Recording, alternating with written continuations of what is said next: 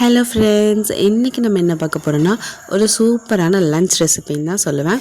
ஏன்னா இது அவ்வளோ டேஸ்ட்டாக இருக்கும். இதை வந்து தேங்காய் பால் சாதம்னு சொல்லுவாங்க. நான் எடுத்திருக்க பாஸ்மதி ரைஸ் அளவு பார்த்திங்கன்னா 1.5 அழாக்கு. ஸோ இதை வந்து ஃபர்ஸ்ட்டு ஒரு 3 டைம்ஸ் கிட்ட நல்லா வாஷ் பண்ணி எடுத்துக்கலாம். அதுக்கப்புறமா நம்ம வந்து நார்மலாக வாட்டர் விட்டு இதை நம்ம ஊற வச்சுக்கலாம். இது ஊறுறதுக்குள்ளே நம்ம இதுக்கு தேவையான தேங்காய் பாலை நம்ம ரெடி பண்ணி எடுத்து வச்சுக்கலாம்.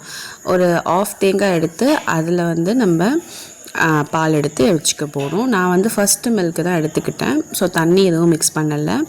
இது பார்த்திங்கன்னா எனக்கு 1.5 டம்ளர் தேவைப்பட்டுச்சு. அதே மாதிரி பார்த்திங்கன்னா நான் வந்து ஒரே குக்கரில் தான் செய்ய போகிறேன். எந்த ஒரு எக்ஸ்ட்ரா பாத்திரமும் யூஸ் பண்ணி நான் செய்ய போகிறதில்ல. அதனால் ஒரு குக்கரில் வந்து கொஞ்சமாக எண்ணெய் அண்ட் நெய் இது ரெண்டுத்தையும் ஆட் பண்ணிவிட்டு இதில் வந்து ஃபர்ஸ்ட் நம்ம முந்திரி பருப்பு வறுத்து வச்சுக்கலாம். கொஞ்சம் கோல்டன் கலரில் ஆனதுக்கப்புறமா இதை எடுத்து வச்சுக்கலாம். இதே மாதிரி நான் வந்து பிரெட் பீசஸ், அதாவது ப்ரெட்டை வந்து குட்டி குட்டியாக கட் பண்ணி எடுத்து வச்சுருக்கேன்.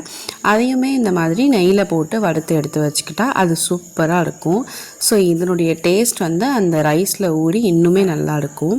இதை வந்து பார்த்திங்கன்னா இந்த அளவுக்கு ஃப்ரை பண்ணி நம்ம எடுத்து வச்சுக்கலாம். இப்போ இதிலே கொஞ்சமாக நெய் அதில் இருக்கும்.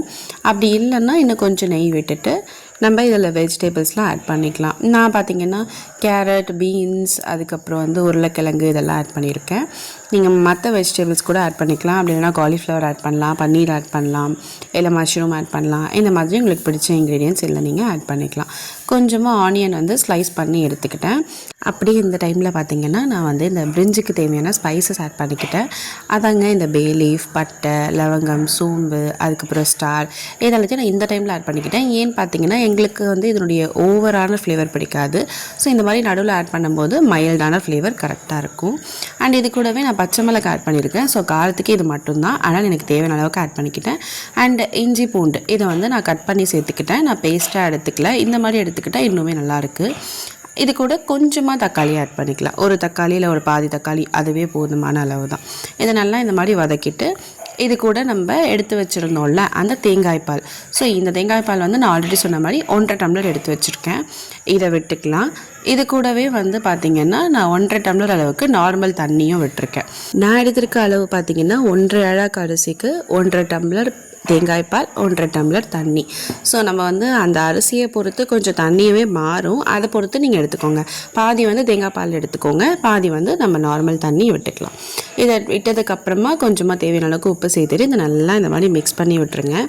இது வந்து லைட்டாக ஒரு கொதி வந்ததுக்கப்புறமா நம்ம ஊற வச்சுருந்தோம்ல அந்த அரிசியை சேர்த்துக்கலாம். ஸோ நம்ம வந்து அந்த அரிசியை ஒரு 30 மினிட்ஸ் ஊற வச்சாலே போதும். இந்த அரிசியை சேர்த்துக்கலாம். ஆனால் இதில் இருக்க தண்ணியை ஃபில்ட்ரு பண்ணிவிட்டு சேர்த்துக்கணும். ஏன்னா நம்ம இதில் ஆல்ரெடி மெஷர் பண்ணி ஊற்றிருக்கோம் இந்த பாலையும் தண்ணியும். அதனால் இந்த அரிசியில் இந்த தண்ணியை ஃபில்ட்ரு பண்ணிவிட்டு சேர்த்துக்கலாம். இப்போ இதையும் லைட்டாக ஒரு மிக்ஸ் பண்ணிவிட்டு கொஞ்சமாக கீ ஆட் பண்ணால் கடைசியில் ஆட் பண்ணுறதுனால இதோடைய ஃப்ளேவர் அவ்வளோ சூப்பராக இருக்கும். இந்த டைமில் நம்ம குக்கர் க்ளோஸ் பண்ணிவிட்டு ஃபர்ஸ்ட் வந்து ஹை ஃப்ளேமில் வச்சுக்கோங்க. அந்த ப்ரெஷர் இது வழியாக வரும் பார்த்திங்களா, அதுக்கப்புறமா நம்ம வெயிட் போட்டுக்கலாம். வெயிட் போட்டதுக்கப்புறமா ஹை ஃப்ளேமை விட கொஞ்சம் கம்மியாக வச்சுக்கோங்க. பட் அதுக்குன்னு லோ ஃப்ளேம்லேயும் வச்சிடக்கூடாது. ஒரு விசில் வந்தாலே போதும். இப்போ பார்த்திங்கன்னா நான் உங்களுக்கு இதை ஓப்பன் பண்ணி காட்டுறேன். ரெடி ஆகிடுச்சு. இப்போ பார்த்திங்கன்னா இந்த ரைஸ் எல்லாமே வந்து கரெக்டாக ஈவனாக வெந்திருக்கு. ரொம்பவும் சாஃப்டாக இல்லை, அதே மாதிரி வேகாத மாதிரியும் இல்லை. ஸோ பர்ஃபெக்டாக இருக்குங்க. நீங்களும் கண்டிப்பாக இதை ட்ரை பண்ணி பாருங்கள். நான் எப்போவும் சொல்கிற மாதிரி இது ஒரு மஸ்ட் ட்ரை. இப்போ இந்த டைமில் வந்து நம்ம ஆல்ரெடி ஃப்ரை பண்ணி வச்சுருந்தோம்ல அந்த முந்திரி பருப்பு அண்ட் ப்ரெட் இந்த பீசஸை இதில் ஆட் பண்ணி நல்லா மிக்ஸ் பண்ணிவிட்டு அப்படியே சுட சுட சாப்பிடுங்க. அவ்வளோ சூப்பராக இருக்கும். இதுக்கு சைட் டிஷ்ஷு தேவைப்படாதுங்க. ஏன்னா இதில் இருக்கிற கீ ஸ்மெல், அதுக்கப்புறம் இந்த முந்திரி, பிரெட் இது எல்லாமே அவ்வளோ சூப்பரான டேஸ்ட் கொடுக்கும். ஸோ நீங்களும் ட்ரை பண்ணி பார்த்துட்டு எப்படி வந்துச்சுன்னு கமெண்ட் பண்ணுங்கள். இந்த வீடியோ பிடிச்சிருந்தா லைக் பண்ணுங்கள், ஷேர் பண்ணுங்கள், சப்ஸ்கிரைப் பண்ணுங்கள். டாடா பாய்.